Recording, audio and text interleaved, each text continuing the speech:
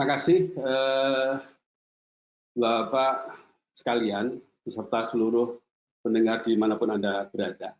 Yang pertama yang harus saya sampaikan bahwasanya tulisan saya memiliki posisi ataupun persepsi yang berbeda.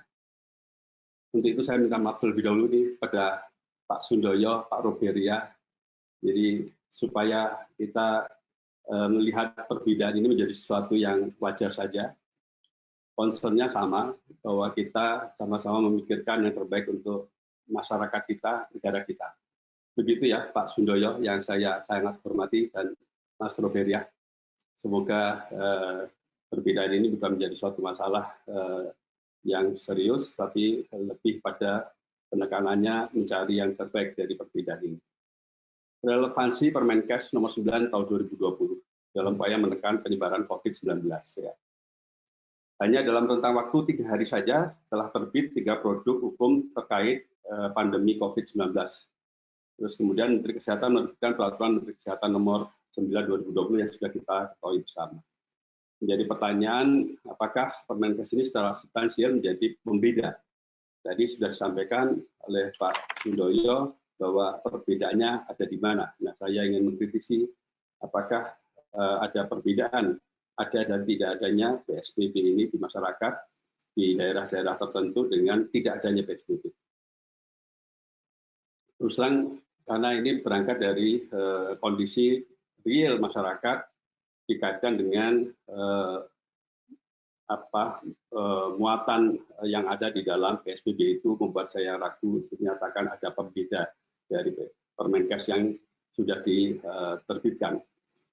Kita lihat dahulu sekarang dari cakupan pelaksanaan PSBB. PSBB itu meliputi ada 7 gitu ya. Ada peliburan sekolah dan tempat kerja, pembatasan kegiatan keagamaan, pembatasan kegiatan di tempat atau fasilitas umum, pembatasan kegiatan sosial dan budaya, pembatasan moda transportasi, dan terakhir pembatasan kegiatan lainnya khusus terkait aspek pertahanan dan keamanan. Dalam kenyataannya, tanpa menunggu Permenkes, berbagai pemerintah daerah dan swadaya masyarakat itu sudah melaksanakan PSBB berupa peliburan sekolah dan tempat kerja sejak beberapa minggu yang lalu. Ini sudah hampir di daerah-daerah urban itu sudah melaksanakan ini. Ya, inisiatif pemerintah daerah ya sudah menjalankannya begitu. Nah, kemudian juga untuk yang masalah pembatasan kegiatan keagamaan. Di banyak masjid, gereja, atau tempat ibadah lainnya, sudah banyak yang meniadakan kegiatan keagamaan. Sholat Jumat ini sudah 3 kali atau mungkin 2-3 kali lah ditiadakan kegiatan sholat Jumat. Dan dalam konteks yang lain, adanya peniadaan kegiatan keagamaan di masjid ini bahkan meninggalkan friksi yang cukup tajam di antara jamaah maupun di antara takmir masjidnya ya dalam sikapi peniadaan kegiatan keagamaan ini. Yang lain-lain seperti seminar, workshop, resepsi pernikahan, pemutaran film di bioskop, pertandingan olahraga, dan berbagai kegiatan lain yang menjadi ajang berkumpulnya orang pun praktis sudah sangat jarang kita temukan di daerah dengan pandemi COVID-19-nya meluas. Moda transportasi juga demikian. Kita sudah tahu moda transportasi penerbangan misalnya sudah banyak yang dikurangi jumlahnya. Kemudian juga demikian dengan angkutan kota pun sudah demikian juga. Barangkali hanya pembatasan kegiatan yang khusus terkait aspek pertahanan dan keamanan yang belum berjalan di masyarakat. Sesuatu yang tidak menimbulkan rasa heran karena memang sifatnya yang spesifik. Nah, bahkan pelaksanaan PSBB yang diatur dalam Permenkes nomor 9 2020 itu, menurut hemat penulis, kalah progresif kalau tidak boleh dikatakan kita mengalami regresif gitu ya. Dibandingkan dengan yang sudah dijalankan oleh beberapa pemda ataupun swadaya masyarakat. Permenkes misalnya memberikan pengecualian untuk pembatasan kegiatan di tempat atau fasilitas umum seperti hotel yang menampung wisatawan. Itu masih dikecualikan, masih dibolehkan. Pasar, fasilitas untuk pemenuhan kebutuhan dasar penduduk lainnya ya, termasuk kegiatan olahraga. Saya tekankan pada termasuk kegiatan olahraga. Tempat-tempat yang terjadi sekarang ini di beberapa daerah, itu tempat olahraga itu diminta untuk dikosongkan dulu. Orang supaya betul-betul stay home, orang betul-betul di rumah gitu ya. Itu sudah banyak yang seperti itu. Di fasilitas umum seperti hotel misalnya, kalau kita ke daerah Yogyakarta saja misalnya ya, itu banyak hotel yang sudah tidak berjalan, tidak beroperasi. Saya kemarin menelpon Wali Kota Jogja menanyakan apakah itu merupakan kebijakan pemerintah Kota Jogja. Iya, dihimbau, dan mereka patuh dengan himbauan itu. Kemudian kalau kita melihat beberapa kampung, demikian juga beberapa kampung di beberapa perumahan di Jakarta, sudah banyak yang membatasi akses masuk. Ya, jadi jauh lebih maju daripada PSBB ini. Betul-betul membatasi masyarakatnya supaya tidak keluar masuk kecuali kalau memang perlu. Di tempat saya kebetulan ketua RW, Pak Sundoyo, yang ada 6 pintu akses, yang kita buka hanya 2 sekarang ini. Tetangga-tetangga RW saya, RW 6, RW 7 juga demikian. Kita ini sudah swadaya masyarakat sudah berusaha membatasi, bukan membatasi sekedar aktivitas, tapi betul-betul membatasi pergerakan kaki manusia. Ya, demikian kalau saya ke Jogja sekitar pada hari Jumat, Sabtu, minggu yang lalu, bukan kemarin ya, minggu yang lalu lagi, karena kepentingan yang tidak bisa ditinggalkan, tidak satu pun keluarga saya atau keluarga istri saya yang bisa menerima saya. Bukan karena mereka nggak mau, tetapi karena memang kekhawatiran yang cukup meluas, baik dari keluarga itu maupun dari tetangga-tetangga, di mana saya harus lapor RT, RW, minta izin dan sebagainya. Jadi sudah lebih maju dari PSBB ini ya. Sehingga kiranya patut dipertanyakan relevansi Permenkes ini dalam upaya menekan penyebaran COVID-19. Bagaimana dengan DKI? Senin malam kemarin saya berkomunikasi dengan Pak Gubernur, saya tanyakan tentang mengapa mengajukan PSBB, ya no other choice, hanya itu yang disediakan. Kalau ada yang lebih tajam dari itu, lebih serius dari itu, tentu akan dipilih. But there's no other choice. Ini pokok persoalannya.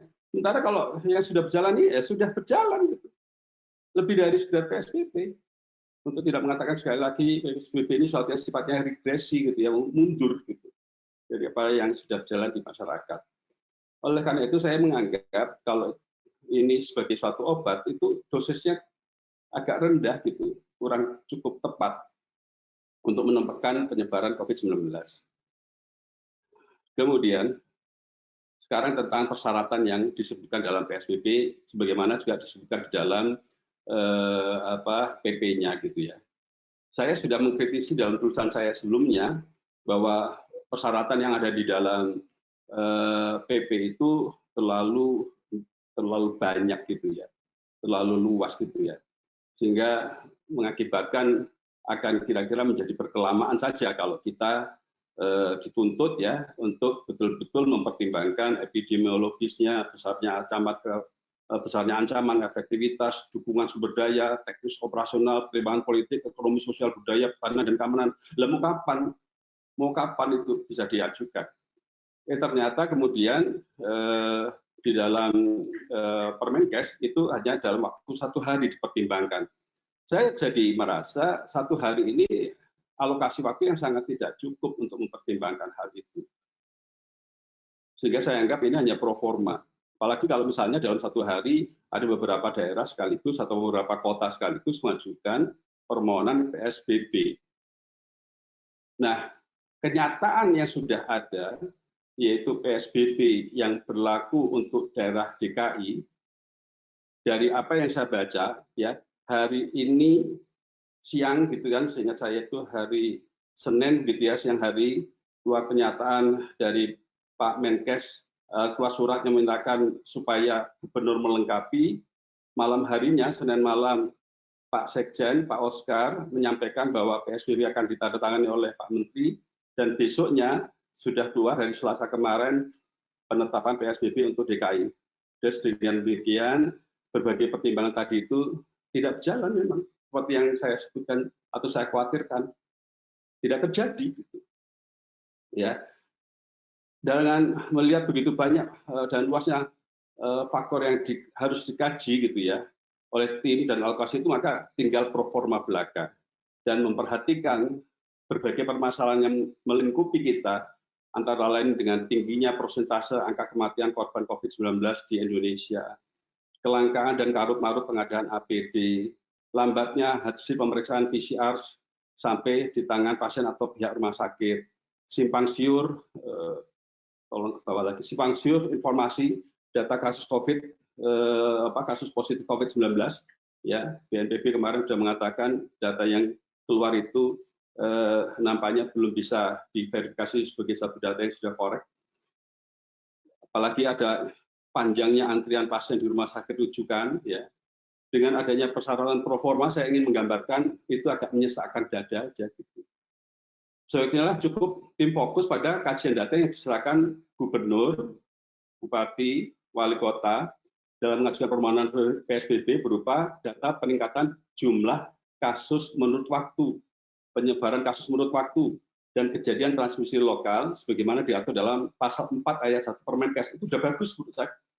Ya. Problemnya Permenkes ini dia diberi beban yang keberatan pada peraturan pemerintah. Padahal ini saja udah cepat gitu. Dan rasional gitu. Nah, kemudian tadi disebutkan oleh Pak Roberia tentang betapa beratnya masalah yang harus ditanggung pemerintah seandainya dilakukan karantina wilayah. Saya ingin mengomentari dulu beberapa nomenklatur yang ada. Ada karantina rumah, ini karantina penghuni dan segala barang yang ada di dalam rumah.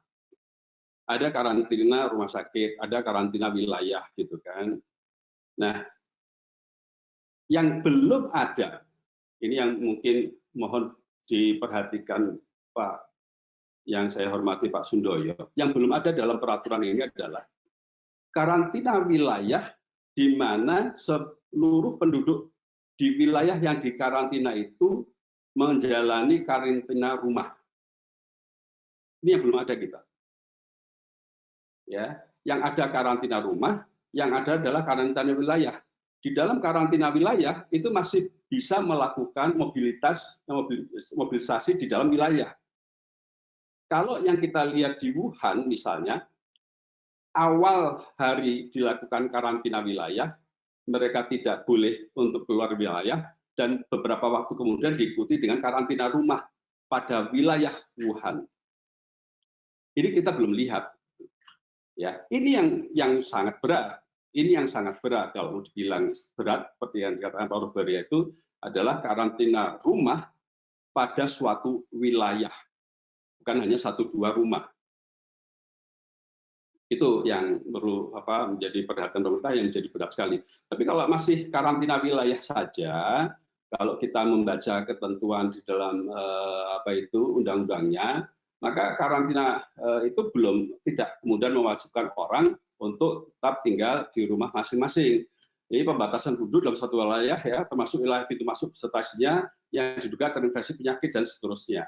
Ini dalam suatu wilayah, dia dibatasi dalam suatu wilayah.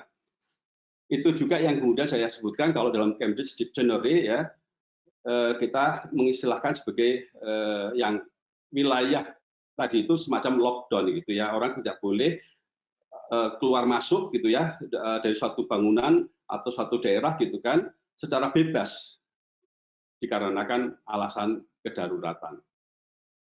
Ini perlu dipikirkan, karantina wilayah yang mana kemudian di dalam karantina wilayah itu ada karantina rumah, semua penduduknya dirumahkan. Ini belum ada. Terus kemudian kedua, menyangkut adanya perbedaan antara menyediakan, menanggung dan menyediakan. Kita akan bicara dari aspek kontekstual, gitu ya. Kalau kita melihat konteksnya, tanggung jawab pemerintah pusat itu ada pada karantina wilayah di pasal 52 ayat 1. Pemerintah itu menanggung. Kemudian pada pasal 55 ayat 1 tentang karantina wilayah, pemerintah menanggung, gitu ya.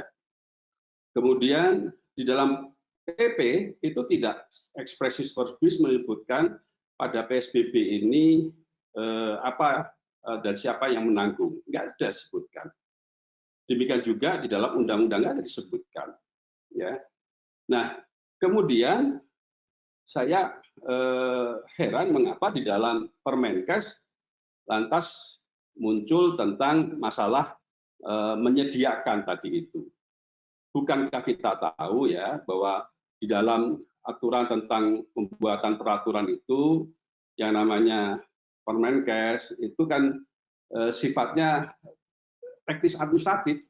Kalau kita baca tentang pembentukan peraturan perundang-undangan, seingat saya di angka 211 gitu ya, pendelegasian pengaturan kewenangan pengatur dari undang-undang kepada menteri misalnya, itu dibatasi untuk peraturan yang bersifat teknis administratif.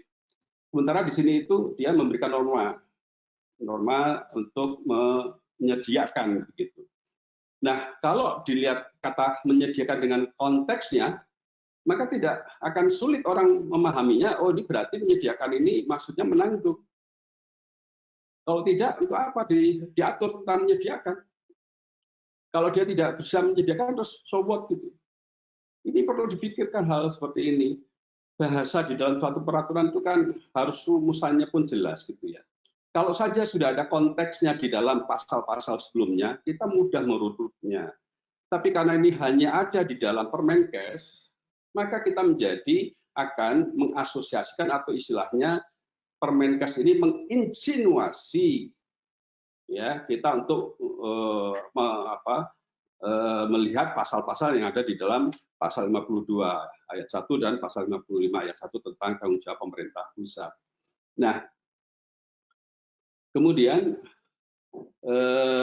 kiranya patut kita pikirkan kembali tentang kemungkinan karantina wilayah, ya, bukan karantina wilayah di mana mereka harus dirumahkan ya, seperti yang saya katakan, yang mana hal itu belum ada diatur dalam peraturan perundang-undangan kita. Di mana dalam karantina wilayah ini hanya pembatasan duduk dalam suatu wilayah, tidak boleh keluar suatu wilayah, kemudian dipolis lain lah istilahnya, dibatasi, dikasih garis, kemudian dijaga oleh petugas karantina, dijaga oleh polisi, ya. Nah, sebetulnya ini sudah sebagian sudah kita jalankan. Misalnya apa? Pada pintu masuk, Menteri Luar Negeri sudah menjalankannya, yaitu beberapa warga negara asing atau sekarang ini sudah banyak beberapa negara asing yang dilarang masuk ke Indonesia. Beberapa kelurahan itu juga sudah menjalankannya di beberapa daerah. Ya, mereka tidak boleh keluar masuk dengan mudah dari suatu wilayahnya masing-masing. Nah, dengan karantina wilayah ini yang menjadi beban kemudian adalah adanya ketentuan dalam pasal 55 Undang-Undang Nomor 6 Tahun 2018, yaitu melibatkan tanggung jawab berada di pemerintah pusat untuk kebutuhan hidup dasar orang dan makanan hewan ternak yang berada di wilayah karantina. Menurut saya peraturan ini sifatnya ilusioner gitu. Tidak dapat dibayangkan terlaksana sebagaimana bunyi ayatnya, mengingat tidak ada segmentasi anggota masyarakatnya.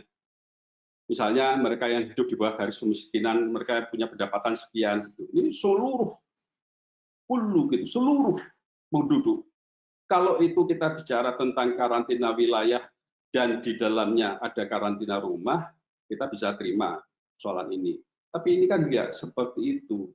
Oleh karena itu justru yang harusnya direvisi pasal ini. Gitu. Pasal 55 itu perlu direvisi supaya tidak menjadi ilusioner seperti itu. Dan saya optimis lah, merevisi ini nggak terlalu sulit ya, karena barang aja kita akan bisa merevisi Undang-Undang KPK dengan cepat gitu kan, ya ini hanya 1-2 pasal, tentu nggak akan terlalu mudah. Nah, kita begitu Prof. Budi Sampurno, semoga masukan yang saya berikan bisa memberikan sumbangan yang konstruktif di dalam peraturan pemerintahan ataupun di dalam diskusi ini. Terima kasih. Assalamualaikum warahmatullahi wabarakatuh. Waalaikumsalam Pak Dr. Muhammad Lutfi. Dan saya kira kita langsung dengan pembahas kedua. Kita punya waktu sudah makin pendek, jadi mohon kalau bisa dipercepat Pak Gunawan. Monggo. Ya, terima kasih Prof. Terima kasih semuanya. Selamat sore. Jadi mungkin juga nggak banyak akan saya bicarakan karena sepertinya tadi sudah dibahas semuanya oleh Pak Lutfi gitu ya. Saya sih cuma ingin mengatakan sebenarnya kenapa kita memanggil PSBB tadi ya. Karena sebenarnya PSBB itu adalah satu kesatuan yang namanya karantinaan kesehatan. Itu ada mulai dari karantina rumah, karantina ya, karantina rumah sakit, baru PSBB. Itu kan ada urutannya dengan jelas ya. Keempat kekarantinaan itu adalah mitigasi risiko. Jadi yang namanya mitigasi risiko itu selayaknya semuanya diatur secara bersama-sama. Jadi seharusnya IP yang diamanatkan itu tidak hanya mengatur mengenai PSBB, tapi sekaligus juga mengatur mengenai masalah kekarantinaan mulai dari rumah gitu ya, terus kemudian masuk ke wilayah, untuk yang sakit masuknya karantina rumah sakit, dan untuk pembatasan secara umum masuk ke PSBB. Kalau saya lihat dari regulasi di Undang-Undang tentang Karantina Kesehatan itu sudah sangat jelas. Kenapa mereka perlu adanya karantina rumah? Kenapa? Karena begitu satu orang terkena di dalam satu rumah tersebut, maka satu rumah tersebut tidak boleh lagi keluar. Karena apa? Karena akan menimbulkan potensi penularan kepada tetangganya. Nah, di dalam undang-undang tersebut juga jelas, kalau yang sakit dalam rumah tersebut, maka dia tidak lagi berada dalam karantina rumah, tapi dia masuk ke rumah sakit. Pada saat seseorang masuk ke dalam rumah sakit, itu yang berlaku adalah karantina rumah sakit. Jadi nggak ada penjenguk, nggak ada yang datang sampai kemudian dia dinyatakan sembuh. Nah, kalau dalam hal rumah tadi ya, Pak Lutfi sudah mengatakan dalam hal rumah, satu rumah, dua rumah, tiga rumah ternyata berada dalam satu wilayah yang sama gitu ya, maka kemudian bisa dilakukan yang namanya karantina wilayah. Artinya apa? Dalam satu wilayah tersebut memang sudah suspek gitu. Yang kena tetap masuk ke dalam karantina rumah sakit. Itu yang saya tangkap dari undang-undang tersebut. Jadi kalau kemudian kita bikin PSBB ya sebenarnya sudah dijalankan itu semua. Yang justru belum dijalankan adalah karantina rumah, karantina wilayah, dan karantina rumah sakit. Itu yang justru memperparah situasi sekarang ini. Bagaimana orang masih menjenguk coba ke rumah sakit seseorang yang sudah suspek COVID? Itu kan begitu dia jenguk, dia keluar lagi, dia bawa lagi ke penyakit. Satu rumah yang sudah ada terkena COVID, artinya apa? Semua itu sudah suspek. Terus orang tersebut masih dibiarkan lagi keluar, ya susah juga. Pasti akan menular kepada sekitarnya. Nah, kalau di undang-undang tersebut jelas, satu hal yang saya bingung sampai sekarang adalah kenapa tidak ada pejabat yang diamanatkan oleh undang-undang. Kenapa? Karena pelaksanaan mulai dari karantina rumah, karantina wilayah, itu semua memerlukan pejabat tersebut yang namanya pejabat karantina kesehatan. Dan itu adalah satu profesi loh, disebut dengan jelas di undang-undang tersebut. Kenapa profesi tersebut kemudian tidak dijalankan? Dalam kondisi seperti ini sebenarnya yang paling gampang adalah mereka yang sudah punya sertifikasi di bidang kesehatan masyarakat.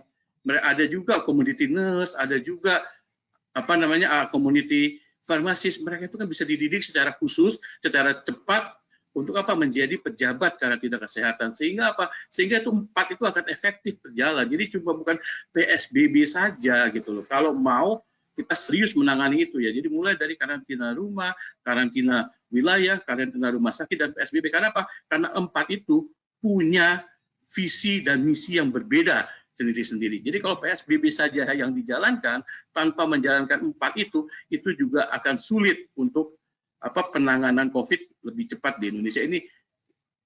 Saya cuma hanya komentar ini saja karena yang lainnya saya rasa sudah disampaikan oleh Pak Lutfi. Terima kasih, Prof. Moderator. Terima kasih Pak Gunawan Wijaya. Baik Bapak Ibu sekalian, kedua narasumber dan kedua pembahas sudah menyampaikan apa yang ada di kepala mereka.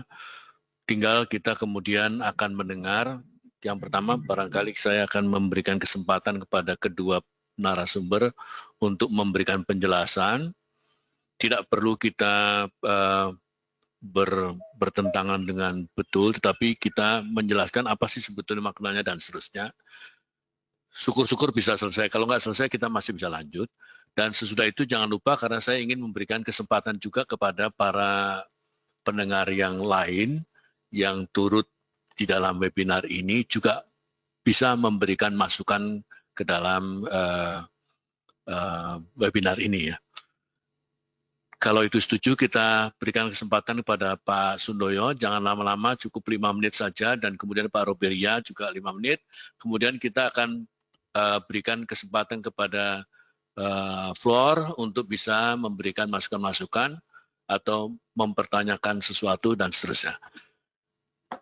Baik, saya berikan kesempatan Pak Sundoyo dulu, Pak. Ya, baik. Terima kasih, Bro. Saya ingin mengutip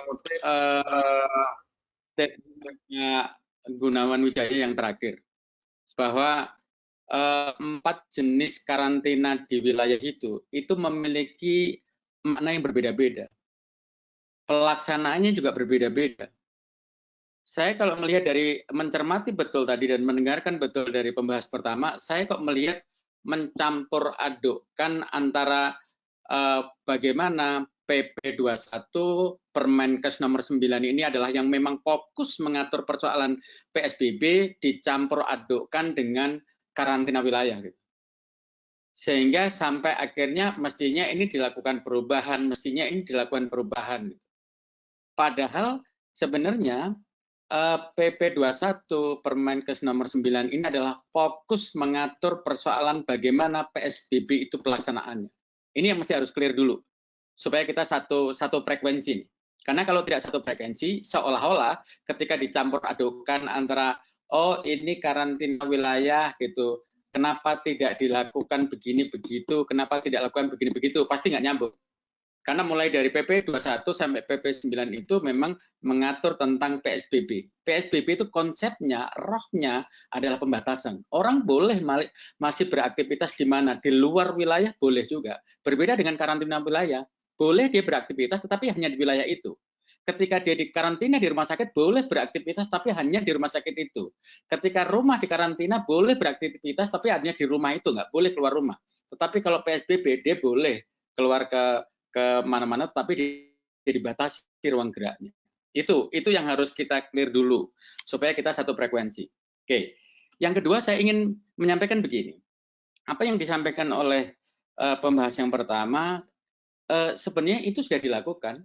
Physical distancing itu sudah dilakukan dan itu juga intinya pembatasan. Setuju saya. Saya sepakat. Gitu. Mestinya kita seringkali mengucapkan kata-kata negara kita ini adalah negara hukum. Mestinya yang disuruh mematuhi hukum bukan hanya masyarakat. Kalau saya melihatnya. Tapi bagaimana pejabat-pejabat publik itu juga mestinya harus mematuhi. Gitu. Nah, kalau kemarin itu physical distancing ini adalah sifatnya himbauan, gitu. Begitu ada peraturan yang mengatur tentang itu, pembatasan-pembatasan itu dengan instrumen hukumnya adalah dengan PP, dengan peraturan Menteri Kesehatan, mestinya ketika dia akan melakukan pembatasan-pembatasan yang tadi adalah diberi label dengan physical distancing, maka dia harus PSBB. Mestinya kayak gitu. Sehingga betul-betul legalitasnya itu jelas. Maka ketika dia akan masuk ke dalam aturan PSBB itu mengikatnya jelas, memaksanya bisa, ketika dia melakukan pelanggaran, dia bisa dilakukan untuk penegakan hukum. Yang kedua, begini, terkait dengan masalah bagaimana limitasi waktu, gitu, limitasi waktu. Persoalan penyakit itu ketika dia KLB menjadi wabah, atau dia penyebarannya yang sekarang tiba-tiba menjadi satu kampung, menjadi 100.000, itu hitungannya bisa jam kalau menurut orang epidemiologi. Itu kalau menurut orang epidemiologi. Maka persoalan bagaimana penetapan itu juga kita atur secara ketat. Persoalan 1 hari ini apakah dia bisa, kita punya data tentang itu. Jadi nggak ada persoalan kalau menurut saya. Karena apa? Dipersyaratkan itu adalah nanti akan dicek apakah betul data yang ada di pusat itu memang menggambarkan itu. Bagaimana meningkatnya kasus tadi, bagaimana penyebaran, bagaimana transmisi lokal. Itu kita punya juga data tentang itu. Maka penetapan PSBB itu tidak hanya bisa diajukan oleh daerah. Bisa saja tadinya diskusinya adalah ketika di daerah tertentu atau wilayah tertentu itu adalah dia sebenarnya sudah harus dilakukan PSBB, tetapi kepala daerahnya itu tidak mau. Itu ada loh yang sifatnya top down. Siapa itu yang mengajukan? Kepala gugus tugas. Karena apa? Kita punya data untuk itu. Yang yang selanjutnya adalah terkait dengan masalah 3 hal yang tadi itu. Memang ada beberapa saat ini memang sebagai contoh misalnya, teman-teman di DKI pada saat dia mengajukan, itu adalah dia belum melampirkan bagaimana terkait dengan peningkatan kasusnya, bagaimana terkait dengan persoalan terkait dengan penyebaran transmisi lokal itu belum ada. Maka akhirnya pada tanggal 5 itu adalah dijawab oleh Pak Menteri, disampaikan di situ bahwa mohon untuk dilengkapi. Apa yang terjadi? Di hari berikutnya itu peningkatan terhadap kasus itu adalah cukup tinggi. Dari peningkatan itu lebih dari 60% itu adalah terjadi di DKI. Pertimbangan-pertimbangan ini kalau tidak kita mencoba untuk merespon dengan cepat, maka ini akan menjadi masyarakat menjadi bahaya ini. Maka akhirnya apa? Kita lakukan koordinasi secara informal dengan Pemda, kita lakukan koordinasi informal juga dengan Kepala Gugus Tugas, maka pada saat tanggal 7 kemarin akhirnya dikeluarkan. Kita pertimbangannya adalah bagaimana agar penyebarannya itu tidak tepat. Artinya apa? Dari sisi pemenuhan tadi tetap kita harus lakukan supaya tidak bertentangan dengan aturan. Dari sisi lain terkait dengan bagaimana untuk mencegah penularan agar tidak terjadi peningkatan kasus yang tinggi juga tetap harus kita pertimbangkan supaya tidak merugikan masyarakat gitu. Nah, yang selanjutnya terkait dengan masalah tadi, saya ingin tegaskan sekali lagi begini. Ketika pemerintah itu sudah menetapkan KKM gitu, KKM di Indonesia, maka pertanyaan adalah bagaimana cara menanggulanginya. Itu di dalam undang-undang karantina menanggulanginya adalah dengan melakukan karantina kesehatan. Karantina kesehatan itu dibagi 2. Ada di pintu masuk, ada di wilayah gitu. Ketika di wilayah itu adalah ada yang tadi saya sebut, ada rumah sakit, ada rumah, ada wilayah gitu. Ada 3 itu. Satu lagi adalah ada PSBB. Jadi PSBB itu adalah bagian dari karantina di wilayah. Gitu. Bukan PSBB itu adalah merupakan satu skema pembatasan tertentu yang tidak dalam koridor undang-undang tentang karantina. Enggak. Dia adalah itu. Yang selanjutnya adalah begini. Kalau kita coba lihat tadi, supaya kita ini clear betul, kalau kita coba lihat dari terkait dengan ulasan dari Pak Ustadz gitu, terkait dengan masalah karantina wilayah, jelas betul. Kalau kita coba lihat di dalam pasal 18.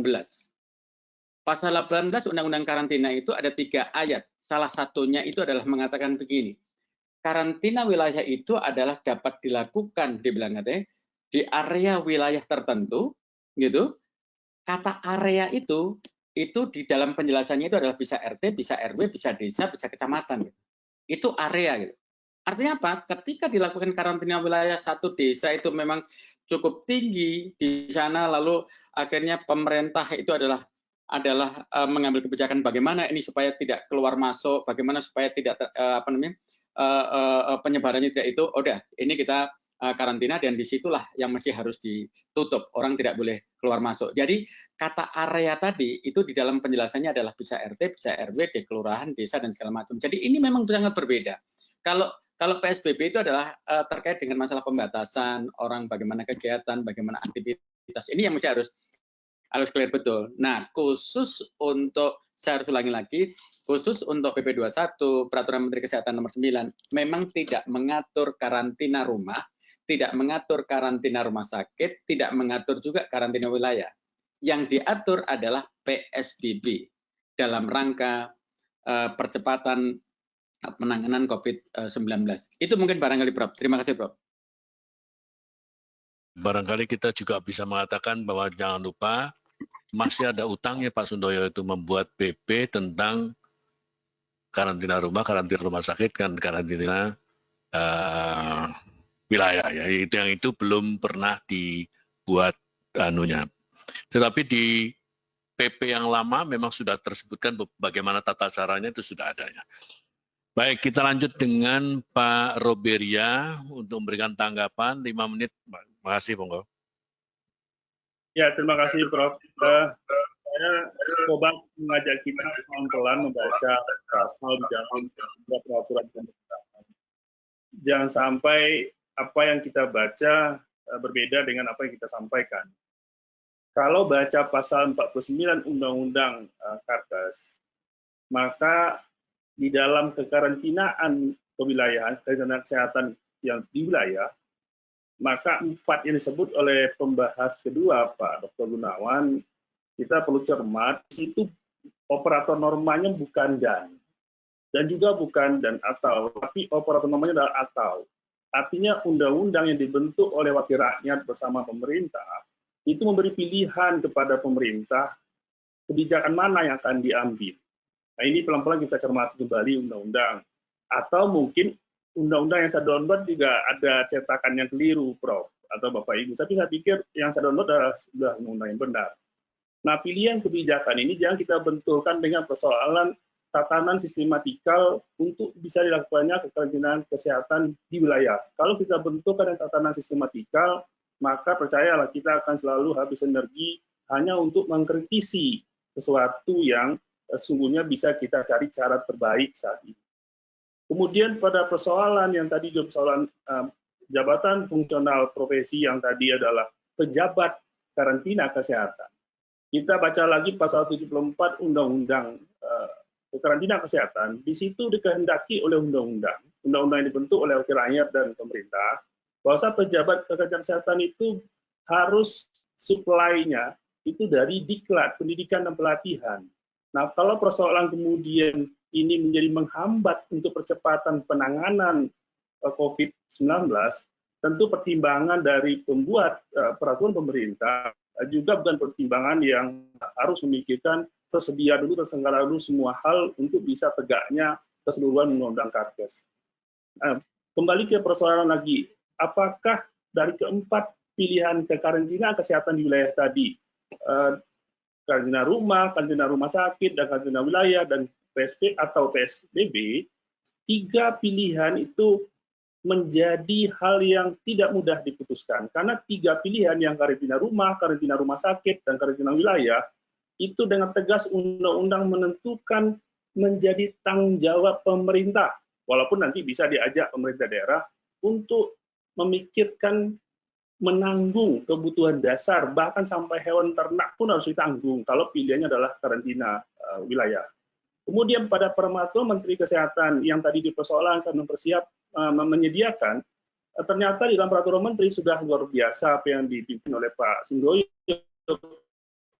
Biro Hukum, atau pilihan redaksionalnya, pilihan sintaktik, bahkan pilihan semantiknya, itu adalah kesiapan daerah untuk pada posisi ketersediaan, kesiapan daerah atas ketersediaan. Nah, ini berbeda sangat dengan persoalan menanggung beban yang tadi, sekali lagi kita sama-sama berpikir, tidak sederhana kita melihat hitam putih bahwasanya persoalan penanggulangan wabah itu bisa kita lepaskan dari persoalan ekonomi.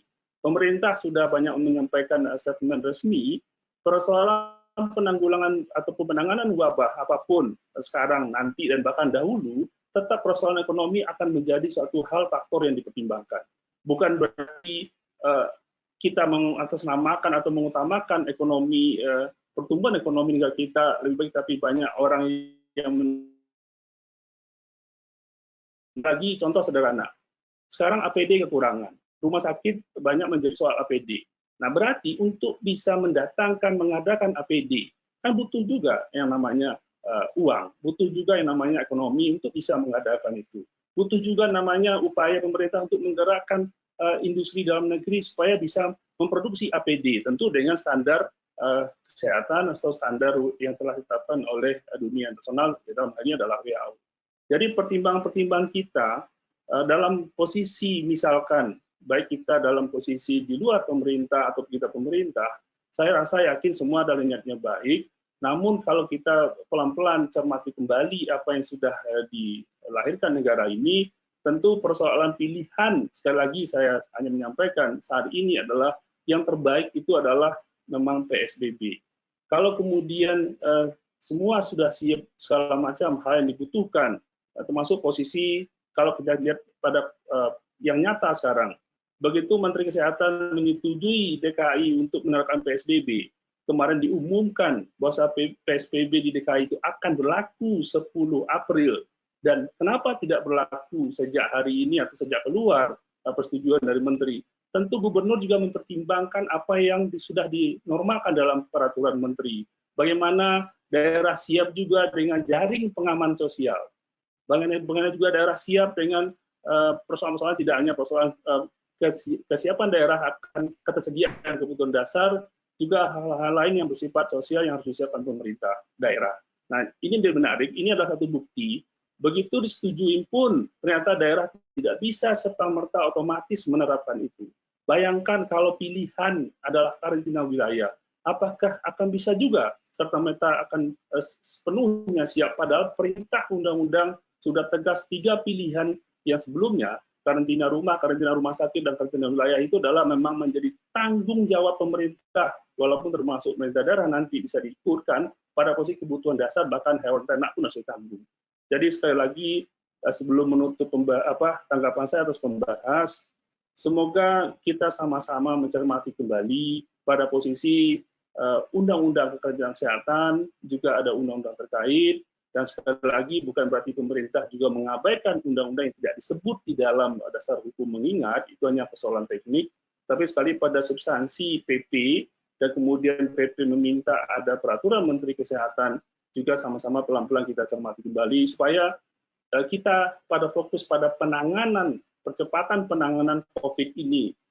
Kalau nanti energi kita habis pada persoalan, ayo pemerintah segera tetapkan, ini kurang kuat, dopingnya kurang keras. Kalau kita dorong-dorong terus, hati-hati juga, pemerintah itu banyak pertimbangan. Kalaupun kita dalam posisi yang pengambil kebijakan, pasti juga banyak pertimbangan. Padahal yang sederhana, saya mencontohkan, kalau ada orang pada posisi ingin meminjam uang ke kita, pasti kita akan berpikir terlebih dahulu, ini uang untuk apa? Apa iya? Oh, jangan jumlahnya besar, bla bla bla lah kita pikirkan. Sama juga pemerintah demikian. Bukan berarti pemerintah ragu-ragu, bukan. Pemerintah sudah sangat luar biasa, energinya, tenaganya, bahkan segalanya itu dikerahkan untuk itu. Sampai keluar Perpu nomor 1 adalah dalam rangka untuk percepatan penanganan COVID juga, karena pemerintah akan punya fleksibilitas untuk persoalan ekonomis. Sekali lagi, persoalan penanggulangan penyakit tidak bisa juga dipisahkan dengan persoalan ekonomi. Saya yakin itu kita semua akan memahami itu. Demikian Prof, biar ada waktu untuk penanya dari yang lain, Prof. Saya cukupkan demikian dulu, Prof.